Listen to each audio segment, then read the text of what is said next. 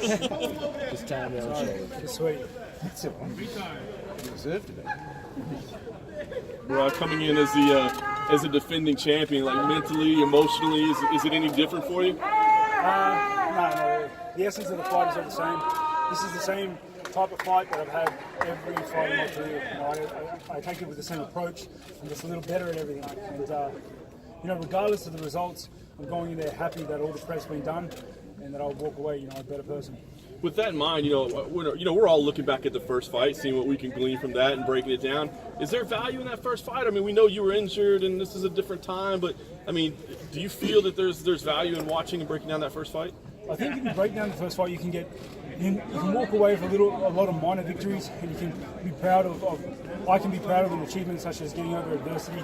But the whole day, he catches you on the wrong day, he puts you out. You know, he hits like a truck. He's dangerously explosive. He's number one for a good reason. You know, I think he doesn't. You know, you have to give him the respect he deserves. He said earlier the one big mistake he made was that he didn't finish you off when he thought he had the chance. Presumably he felt around about the first or second round. Was there ever any stage of the fight when you were genuinely worried that you could lose? You know, it was never a moment that I thought I could lose. I feel like if you think you can lose, you're already putting a foot out the door, in my opinion. One thing that did go through my head rounds 1 and 2 was how am I going to win?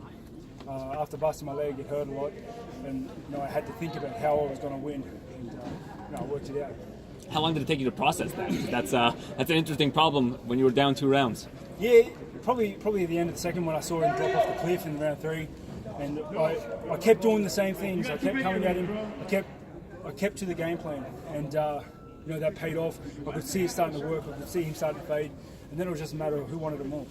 Rob, do you buy that at all? That he feels like he had a chance to finish it off and he held back for whatever reason? Do you buy that he thinks that? Who am I to tell him how he feels? You know, I think he did feel that, but I was comfortable. I wasn't comfortable. I had it on me, and it was a very, very hard fight. But I have a lot of confidence in my team. I have a lot of confidence in my programs and in the training that we do, preparation involved. So. You know, with undoubted confidence in that, it's hard to lose. A lot's made of his kind of odd timing, his odd rhythm.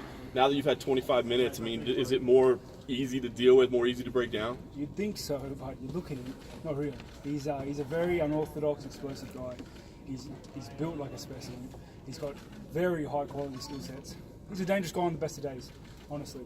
So I'm going to go in there knowing, giving him the respect of the threat that he is. And I'm going to do everything in my power to put him away. When you were here about 2 months ago, me and you had chatted about his weight cut and how he didn't make weight against Luke. And you said if he didn't make weight, you weren't going to fight him this time around. You just wouldn't take the fight. Is that still the case? You know, it's a long flight to Chicago. How you started that? If I traveled 22 hours, I'm fighting someone, mate. Speaking of weight cuts, Dan said he thought about bringing the weigh-ins back to the old way on stage. Everyone sucked out rather than the early weigh-ins. Do you like the early weigh-ins instead, or do you want to go back to the old way? 2 things. Like I like the earlier weigh-ins because of my own reasons. Like it's nice to be able to rehydrate that long. But I'm happy to go back to the old weight cuts. I think those dudes that are real pushing the boundaries, making it hard for themselves, I want them to suffer that a little bit more. You know what I mean? You were aligned to fight Michael Bisping when you were the interim champion. He retired 2 weeks ago. What's your thoughts on him and his legacy in the sport, and what I guess he means to you as a young middleweight when he was kind of one of the first middleweight stars? Mate, I dodged a bullet there, I'll tell you that much. But no, all jokes aside, I was actually a big fan of his. It was one of the earliest fights I can remember watching in the UFC.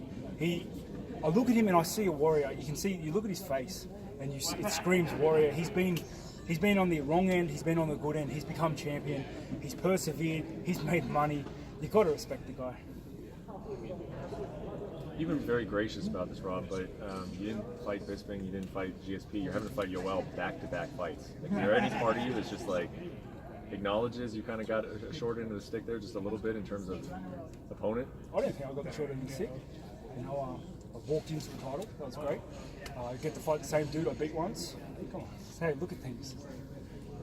What are your thoughts? Obviously, you're fighting Romero. We mentioned Bisping, we mentioned GSP, both being out of the picture now. Rockhole's going up to light heavyweight. Middleweight division's kind of opened up here quite a bit since you're coming back from your injury. What are your thoughts on the state of the division? You look at it, and a lot of people that weren't in the division are leaving. So has it really opened up that much? The same top 5 guys are still there, still killers. I think it's a great time to be a middleweight. There's a lot of opportunity.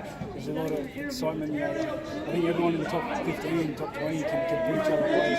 It's just it's a matter of lining up. I feel that there's some stability in the rankings now. Me as champ and taking on the number 1 contender as it should be. What do you think of Israel Adesanya? Sorry, what do you think of Israel Adesanya? Young dude coming up. Looks like he's got a lot of skill sets. Yeah. What did you make of Kelvin's performance against Jacare? Did you have Kelvin winning? I missed that fight. I'm sorry. Sure. Kelvin won. I pay attention to the results, but I missed that fight. During the prep, I don't really tune in for many fights. Gotcha. Kind of just keep my eyes on the prize. Sorry, I missed your question earlier. Who has impressed you the most since your time? Since my time off? Yeah, who's impressed you the most in the division?